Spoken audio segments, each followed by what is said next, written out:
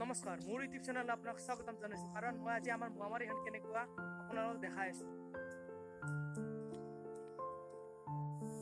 এইটো হ'ল আমাৰ মন্দিৰ, আৰু এইখন হ'ল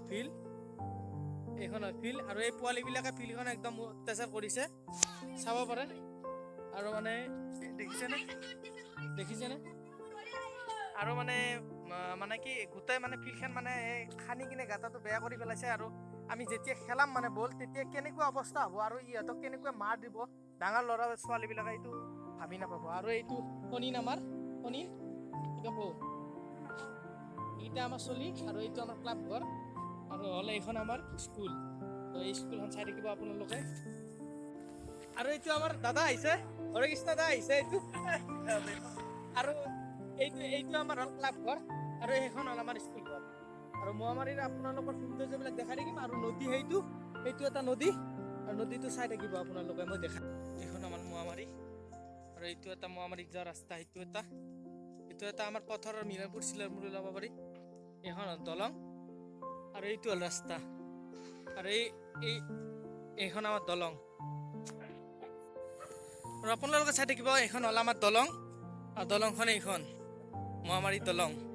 আৰু আমাৰ হ'লে এইটো মহামাৰী নদী, এইটো হ'ল আমাৰ মহামাৰী নদী।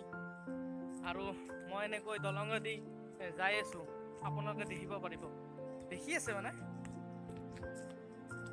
সেয়ে ওলাই আহিলোঁ। বৰষুণটো এৰিলে, বৰষুণ আকাশবিলাক এনেকৈ হৈছে, বৰষুণটো এৰিলে।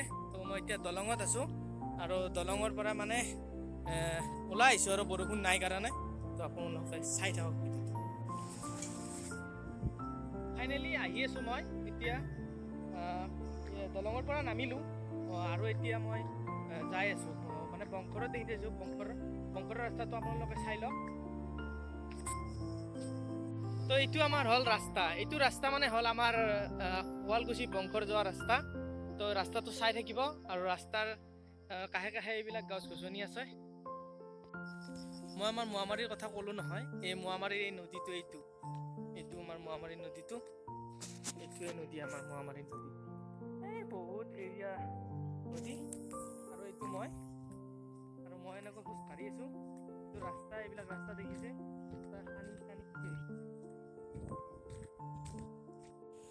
আৰু এইটো ৰাস্তা আমাৰ, আৰু এইবিলাক গোটা খহি গৈছে, এইবিলাক গোটা হৈ গৈছে।